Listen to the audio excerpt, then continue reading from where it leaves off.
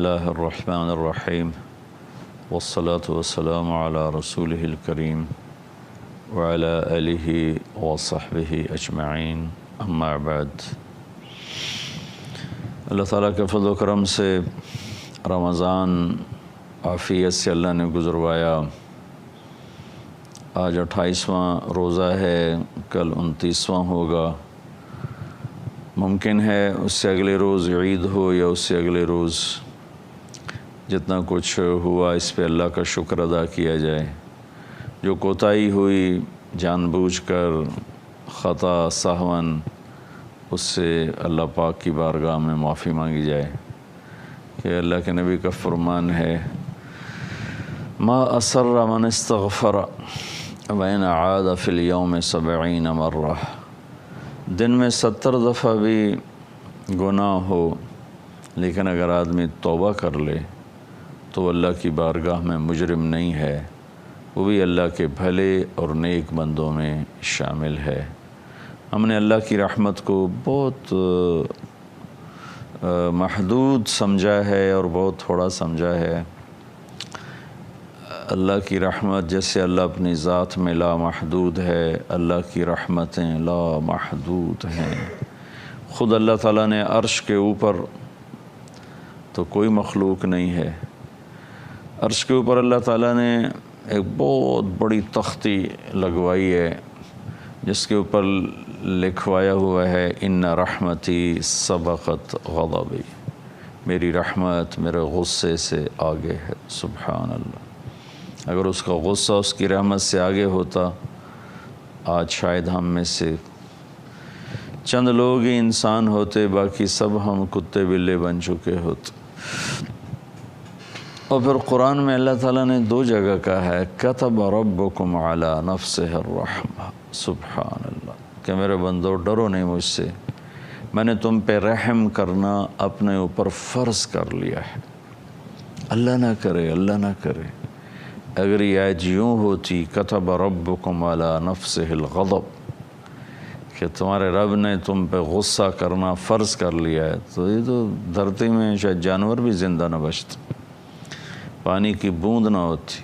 اس مالک نے کرم فرمایا اس وقت 7 ارب انسان ہیں اور سارے کے سارے انتہا درجے کی نافرمانیوں پر ڈٹے ہوئے ہیں، اللہ کا مذاق اڑاتے ہیں، اللہ کے دین کا مذاق اڑاتے ہیں، قرآن کا مذاق اڑاتے ہیں، شریعت کا مذاق اڑاتے ہیں، پردے کا مذاق اڑاتے ہیں، داڑھی کا مذاق اڑاتے ہیں، سنت کا مذاق اڑاتے ہیں، اپنے نبی کی زندگی کو بے حیثیت قرار دیتے ہیں، اور آوارگی، فحاشی، بے پردگی، گناہوں کی سیاہی وہ میک اپ بن چکی ہے، دلوں کا پتھر ہونا وہ تہذیب بن چکا ہے، اخلاق حیا کا اٹھ جانا یہ آج کا دستور بن چکا ہے۔ قربان جاؤں اس اللہ پہ جو اپنی رحمت کو غصے سے آگے رکھے ہوئے ہے۔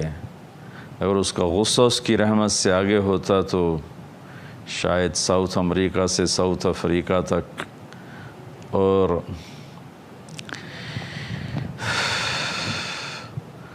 مشرق سے مغرب تک، فیجی سے لے کر ہوائی تک کوئی انسان نہ ہوتا۔ اللہ کا شکر ادا کیا جائے، اس کی رحمت ہم پر بارش کی طرح برس رہی ہے۔ ایک اس کی اپنی ذات سبب ہے، ایک جناب رسول اللہ صلی اللہ تعالی علیہ وسلم کی دعائیں سبب ہیں، آپ کا رونا اس کا سبب ہے۔ ہم 2 رحیم ذات کے اندر آ گئے ہیں۔ اللہ اپنے بارے میں بھی کہتا ہے رؤوف الرحیم قرآن میں، اور اللہ اپنے حبیب کے بارے میں بھی فرماتا ہے بالمؤمنین رؤوف الرحیم۔ تو ہم 2 رحیم ذات کے درمیان ہیں، تو ہماری کفایت ہے اور ہم دنیا میں چل رہے ہیں۔ اگر تھوڑا سا بھی غضب کی جھلک ہوتی تو پتہ نہیں آج کوئی انسان ہوتا بھی صحیح کہ نہیں۔ شکر ادا کریں، جاتا ہوا رمضان ہے اور ایک رات رہ گئی ہے طاق جو آ جانے والی ہے، اس میں بھی جاگ لیا جائے، اور اللہ کرے اس سے اگلا دن عید کا ہو۔ اور اللہ کے نبی عید پر خوشی مناتے تھے، ہمیں بھی خوش ہونا ہے کہ اللہ نے ہمیں روزوں کے بعد ایک ملنے کا دن دیا ہے۔ اس دن میں نفرتوں کو بھلا دیا جائے، رنجشوں کو بھلا دیا جائے۔ جن سے آپ روٹھے ہوئے ہیں آپ خود ان کے گھر چلے جائیں، ان کو جا کے سلام کر لیں۔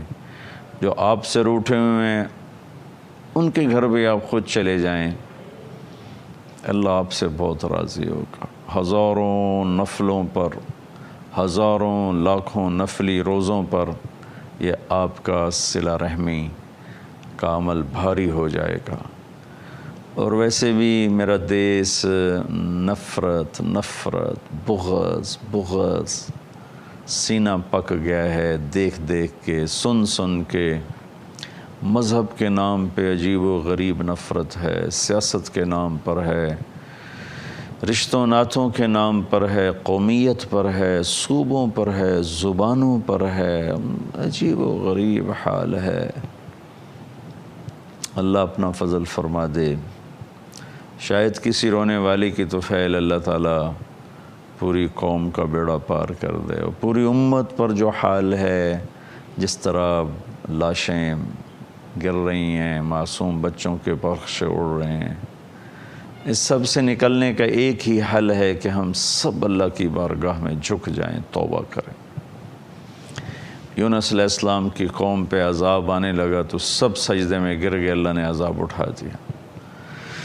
تو عید کا موقع ہے، ہم خوشی سے ملیں، کھلے ماتھے ملیں، ایک دوسرے کو معاف کر دیں۔ خاص طور پر جو قریبی رشتے ہیں، خون کے رشتے، بہن بھائیوں کے، خالہ، چاچا، ماموں، پھوپھی، یہ جو ماں باپ سے جو رشتے وجود میں آتے ہیں، خاص طور پر ان کو معاف کر کے خود جا کر ان کے گلے لگ جائیں۔ زیادتی بھی کی ہے تو معاف کر دیں۔ تو میرے نبی کا اس پر وعدہ ہے کہ جو صلہ رحمی کرے گا وہ جنت الفردوس میں ایک اعلیٰ درجے کی جنت ہے جس میں اللہ تعالیٰ اس کو داخل فرمائے گا، اور وہاں شہید نہیں جا سکتا، اور وہاں بڑے بڑے نیکوکار نہیں جا سکتے۔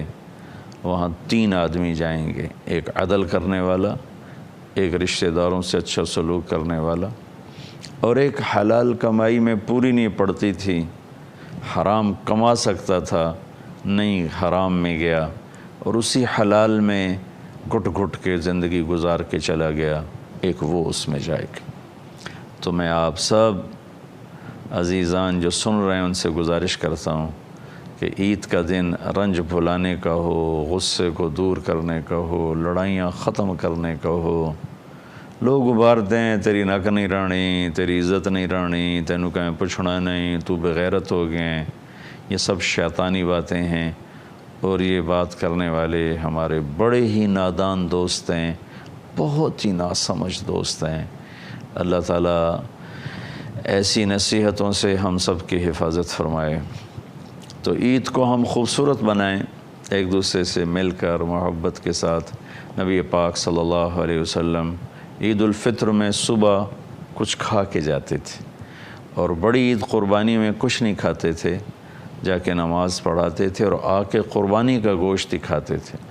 لیکن عید الفطر میں جانے سے پہلے میٹھا کھاتے تھے، کھجور ہوتی تھی یا کوئی اور ایسی میٹھی چیز۔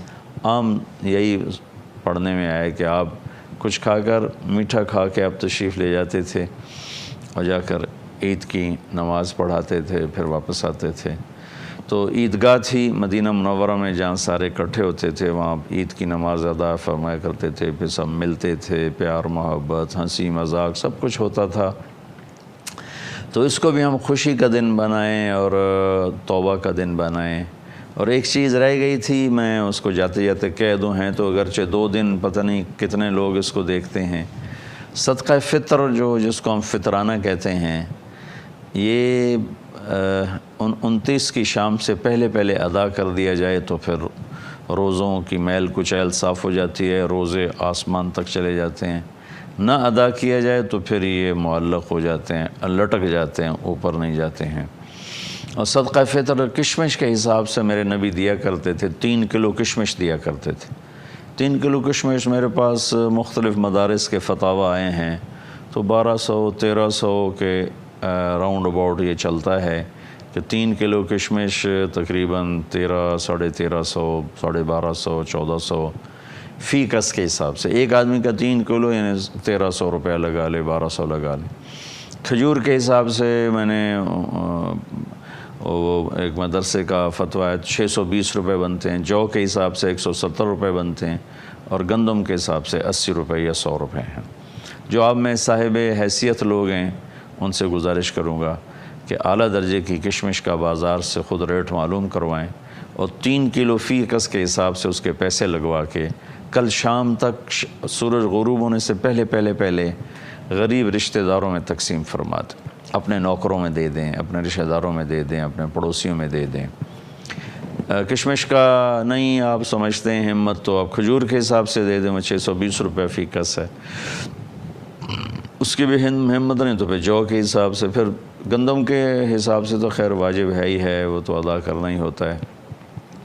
تو صدقہ فطر میں بھی کوشش فرمائیں کہ اپنے قریبی رشتہ داروں، غریب رشتہ داروں، ضرورت مندوں ہاتھ نہ پھیلاتے ہوں، یا اپنے نوکروں، گھر میں کام کرنے والے ہیں، ڈرائیور ہیں، ملازم ہیں، مالی ہے، اور کچن میں کام کرنے والا ہے، آپ کا باورچی ہے، یا آپ کی گھر میں خواتین بچیاں آتی ہیں برتن صاف کرنے والی، کپڑے دھونے والی، یا ایسے اڑوس پڑوس میں کوئی ہیں تو ان کو ڈھونڈ ڈانڈ کے ان کو عزت سے دیا جائے، ان کا احسان مانا جائے، ان پہ احسان نہ جتلایا جائے، تو ہمارا روزہ خوبصورت ہو کر انشاءاللہ پاک ہوگا۔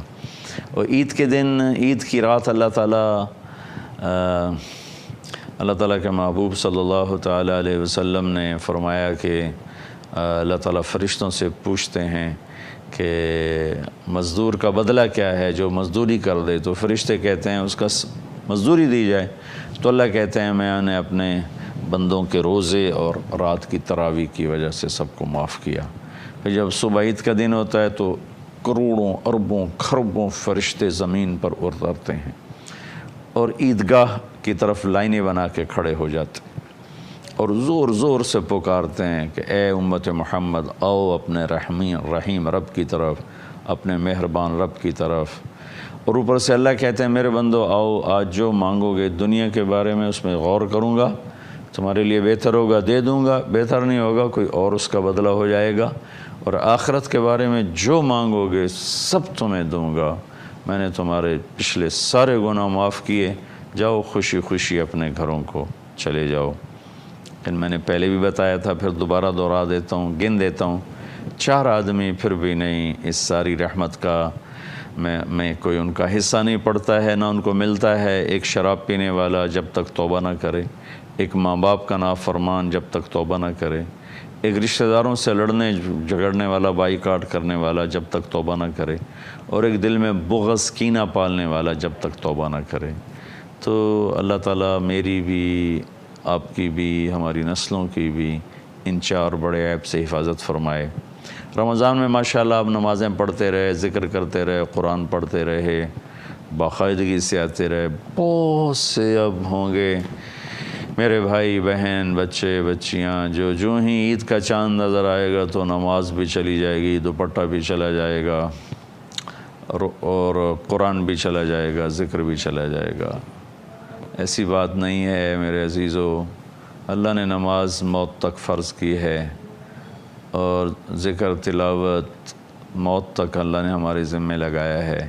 بہت سے لوگ رمضان میں رشوت نہیں لیتے کہ جی رمضان آئے گا رشوت نہیں لینی، گویا رمضان میں شریعت اور ہے اور رمضان کے بعد اور ہے۔ رشوت ہر حال میں حرام ہے، کئی جھوٹ چھوڑ دیتے ہیں، کئی ملاوٹ چھوڑ دیتے ہیں، لیکن کئی دبا کے رکھتے ہیں، وہ بالکل ہی مر چکے ہیں اندر سے۔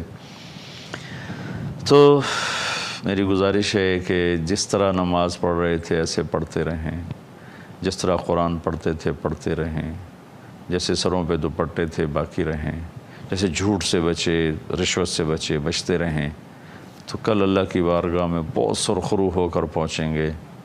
اللہ میرے اس پیغام کو میرے لیے بھی آپ کے لیے بھی ہدایت کا ذریعہ بنائے۔ السلام علیکم ورحمۃ اللہ وبرکاتہ۔